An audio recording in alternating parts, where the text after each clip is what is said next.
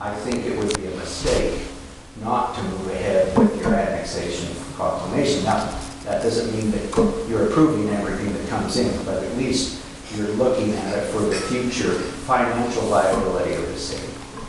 Yes? Could I ask, as a developer, as we stand right now, if you had some property out into that area we're considering, would you likely approach the city to be annexed? Or do you need this annexation policy to make that possible? And you mentioned entitlement. I guess to boil the question down, do you feel more entitled if we pass this policy to annex some of those areas, or less entitled, and if it doesn't matter why you put the map out? Okay. First of all, I better state this. I own no land out there. Okay? No, it's a fair question. So I'm not here with ulterior motives. I own no land out there. I have no financial interest whatsoever. Well, address someone that does that. Okay. If someone's there and they already have entitlements, which they do, okay, in that area, there's already entitlements. When I say 9,000 units, I'm not talking ERUs. I'm not talking, you know, off the top of my head. It might even be a few more than that. But those are already entitlements. But my point is, to that individual, is it better to be in a city than in the county?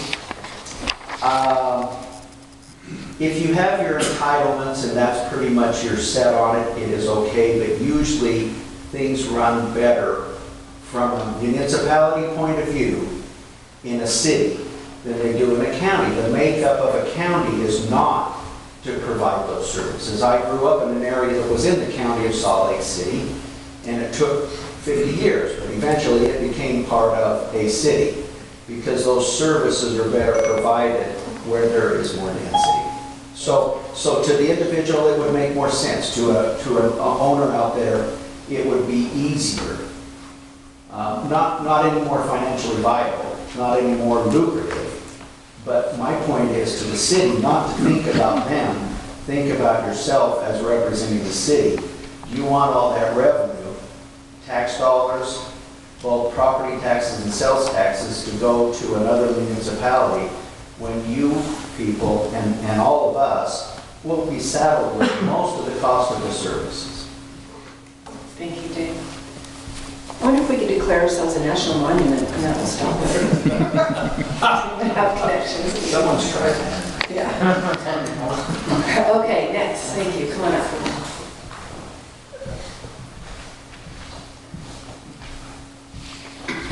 Hello. My name is Mike Kozakowski. I'm a resident on the Jordanelle. I have either been the president or board member for a few developments on the Jordanelle. I spent over 32 years working for the U.S. Environmental Protection Agency, and every day I drive past, we'll say, monuments that I was responsible for, or my program was responsible for. I'm the Republican Precinct Chair for Precinct 30, which is everything east of the Jordanelle, or US 40 on the Jordanelle. It also includes the North Fields, North Village, and the Sorensen properties that we're talking about here today.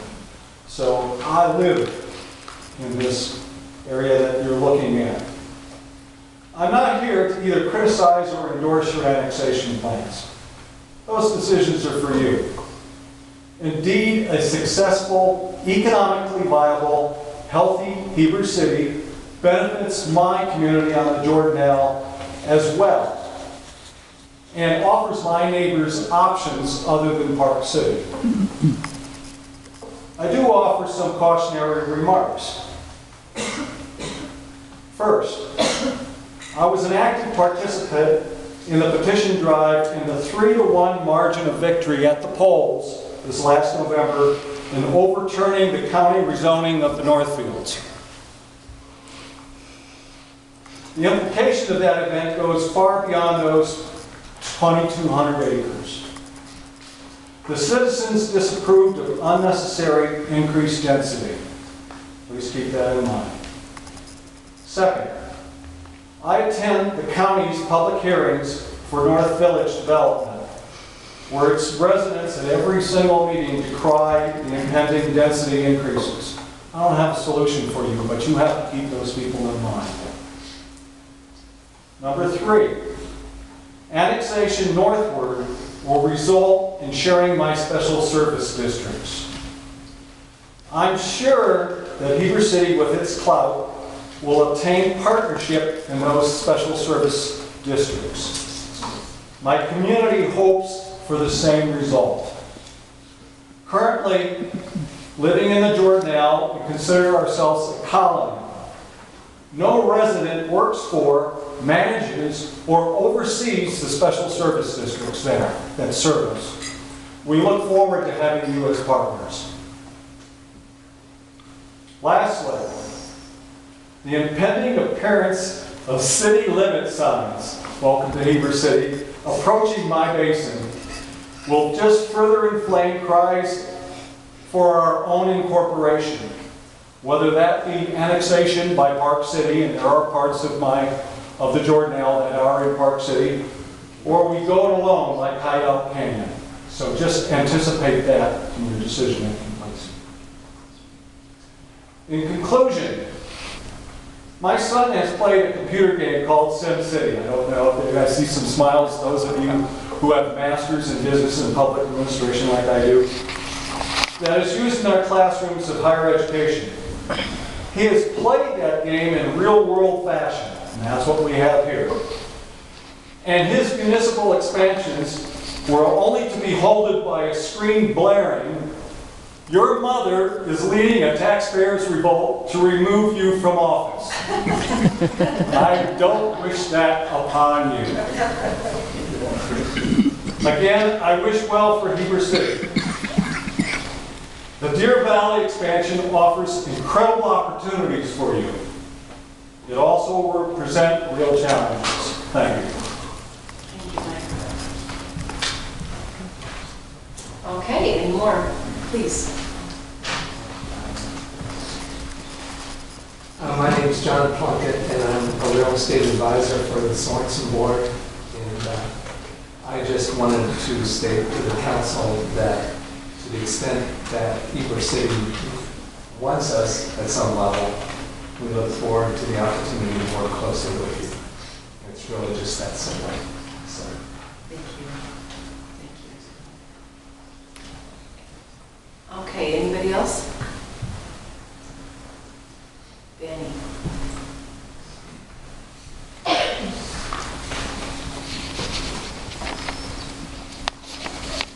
My name's Danny Good. I live down the road. I'm a member of the Wasatch County Council and Heber City citizen. Could you pull up the one that you were showing where you've taken the county concerns and addressed them? What does this mean, agreement item? What that means is for the city to address it, we probably should put it in some type of agreement form. Okay. Like the annexation agreement? Or you're saying it would be an agreement with the city and the county or with the Well, development? what it means is that that it's probably something that is better addressed in either an MOU or an agreement rather than a city plan or a city ordinance. The example there is no matter how much we put stuff in writing in our own ordinance, if we are to try to cooperate with the special service district, it probably just makes sense to put that in agreement that special service district, this is what we plan on doing. Okay. This is the sort of thing that has never happened in the past, where the county and the city have not worked together at this level. And I want to thank this council, Mayor, for working with the county. Many of you have come to our meetings. I believe that one of the things that we're going to propose is that, or I'm going to propose to the county council, is that we have a liaison back to the city council so that we can continue to work on this sort of thing. I had proposed an interlocal agreement sometime last year that we do an interlocal agreement, interlocal meeting, and we do an interlocal agreement. What I did not anticipate at the time is that that would give the county council legislative legal oversight over the city. That was not my intent. And if I were a member of this board, I would not approve of that type of agreement either. An MOU, I believe, is an appropriate item because that we're working together, we're trying to accomplish these things. Well, the one thing that's been happening, I believe, that I believe this council and the county council can start to avoid as we continue to have better meetings and have liaisons back and forth and these type of agreements, is that we will not have developers playing us against each other. You know, Dave, you're a good developer. Not all developers are bad developers. I don't want to give anybody a bad name. They just are in the business to make money, and that's the way it goes. And so we've got to hold firm on our decisions and what we want to have, deciding what kind of city we're going to have, deciding what kind of county we're going to have. And I hope that we continue to work forward to a memorandum of understanding between the county and the city, so that all of the work that has happened in the county to develop this area, and by the way, it may be true that a long time ago, the city had the opportunity to annex out to where the college is today. And a lot of this special service wouldn't have been created. We wouldn't have this problem. But then the county created the special service district and gave, Wayne, I don't know if you were there at that time, maybe this predates you, gave way too much density and too much residential density. So the county did create essentially a tiny city, or a mini city, maybe not tiny, a mini city on the border of Heber. That's a problem. At the same time, let's continue to work together. I ask you to continue to work together with the county, that your development agreements, that your annexation agreements, that you don't give more density than what's already been provided. That's one of the greatest fears that we have in the county. And also in the special service district, we have a limited amount of infrastructure that's already been provided based on the projected ERUs. So if you give more density, then we're not going to be able to, the special service district will not be able to provide the services. And that would be very costly to the city. So I thank you for continuing to work, or have been willing to work with us, to talk. I don't think that the county and the city have had this type of communication in the past. And so I greatly appreciate it. Mayor Potter, you worked really hard on Facebook today. And that's not happened in the past. And so, while I may not agree with everything you had to say, I really appreciate that You never do. I wouldn't expect it. No, you can't. Maybe since it's coming wrong, I can't help it. But thank you for at least trying. And let's continue to do it. And don't let the old animosities of the past continue to harm us moving forward. Thanks. Thank you, Danny. All right. Our scouts have had enough. Thank you for coming. Oh, you guys want to make a comment? You guys have anything you want to add? Okay. Thank you for coming. Good luck with your merit badge. Tracy Taylor, Heber City resident. A couple comments. I know this is a very preliminary public hearing. My concern as a taxpayer is that you may consider expanding your annexation map before we have really seen the fiscal impacts to the current residents that live in Heber City. I know on Facebook today we were talking about how that happens after you include some of these lands in your annexation map, and then once the developer applies for annexation, that's when you will go ahead and have a fiscal impact study done. I would argue that and say you are more than doubling the size of Heber City and the population.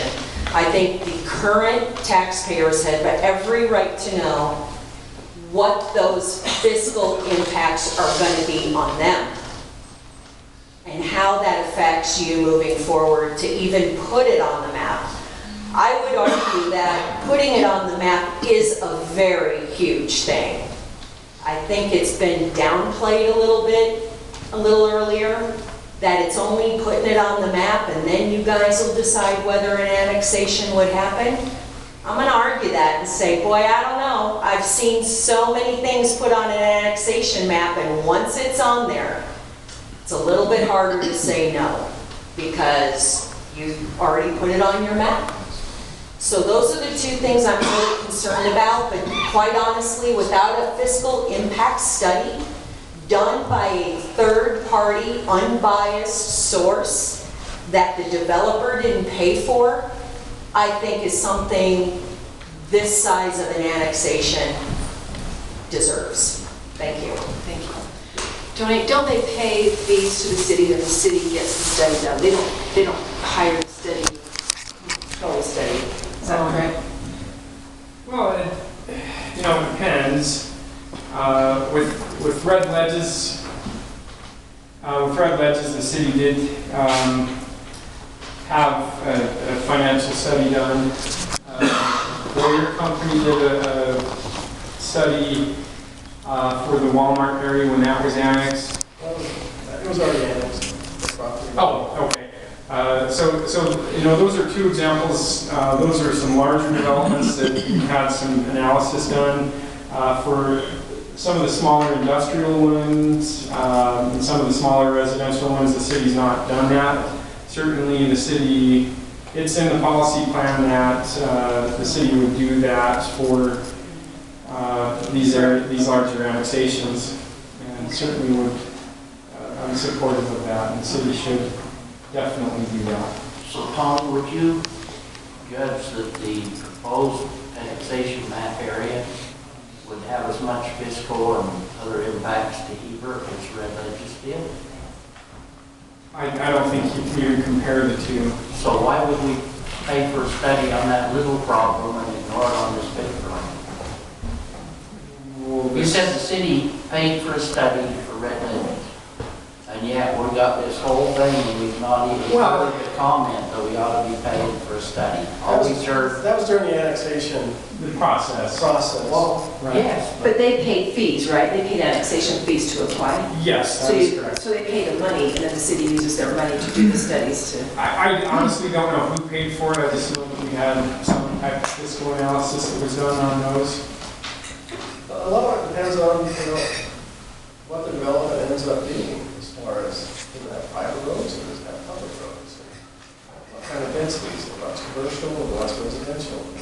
And so as you look at the proposed master plan for this area, you study based on what's proposed there. as we go forward, assuming we were to approve this annexation policy as proposed by planning, I suppose, or hopefully, or if you could address it, Tony, we have opportunities where we could require certain percentages of commercial, we could require certain kinds of road. I mean, we could set some other standards beyond just this is in your area, so that as people come forward, we don't have to negotiate with the developer and his attorneys on what we're going to let them do. Oh, certainly. If you're going to do an annexation that's significant, yeah, you need to have conversations and say, look, it's important for us to have non-residential development to help pay for everything. And yeah, I'd certainly encourage you to do that. Like with Red Ledges, we certainly have the timing of improvements that we've asked them to do. They came in and said, look, we promise we're going to have an equestrian center, we're going to have a tennis center, we're going to have a golf center. And so when you look at that development agreement, those improvements are timed with the phasing. So after a couple hundred residential units, we expect to see the golf center in place. Boom, it was. After a couple hundred more that are platted, we want to make sure the equestrian center is in place. And you could do the same thing with your non-residential or things that were important for the city. Okay, we got to get back to the public hearing, then we'll have more conversation. I'm breaking the rules, sorry. Okay, back to the public hearing.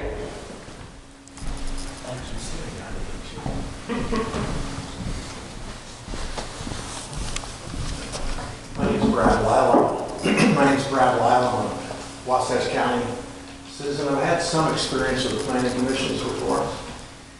And I'd like to say just a little bit differently than it's been said before.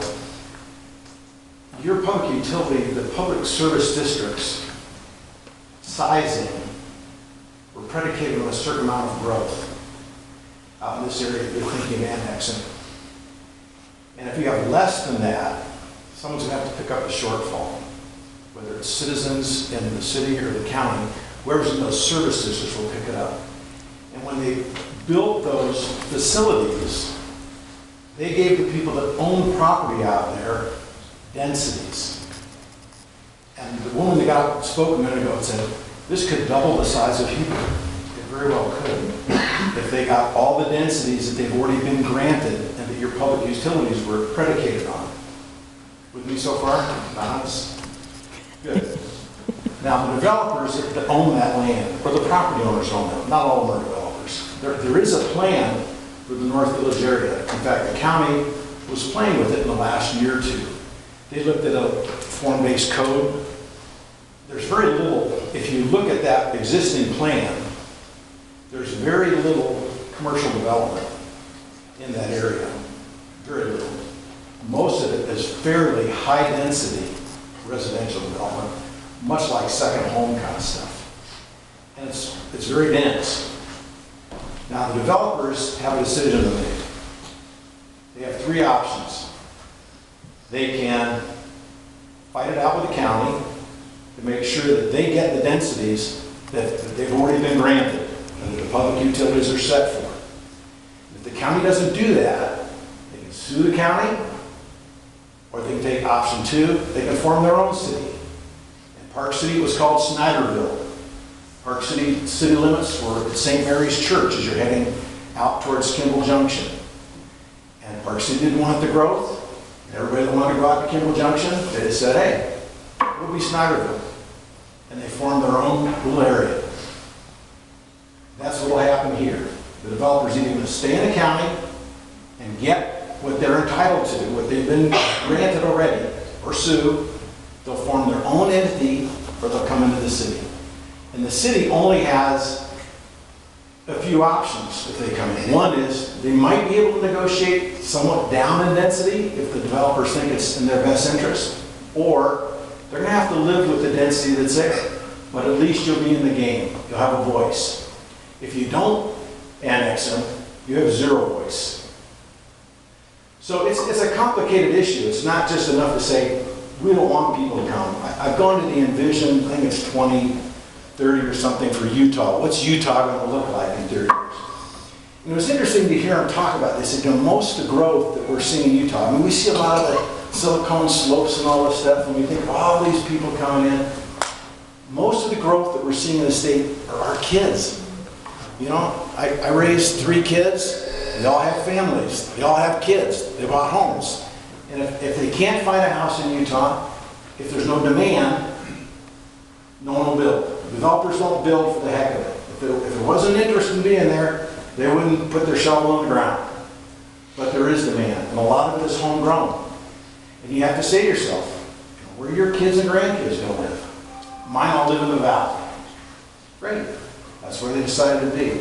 But a lot of this growth, the majority, over 50% of the growth, is internally generated by our families. So the options out here are somewhat limited. Yeah, you have a tough decision. But you got to remember, the people that already were given zoning and densities, and I presume you've all looked at the plan. If you haven't, I'll give Tony a copy of it. I presume you've all looked to see what the densities are, and they actually have drawings in their code that shows what the buildings are going to look like. I presume you've all looked at that. I think, as a Wasatch County citizen, I think it makes a lot of sense for the city to be involved in that process and not be on the outside and saying, well, we tried to stop them, and not be able to do anything. I think your input's important. Thank you. And I'm going home to Chinese takeout.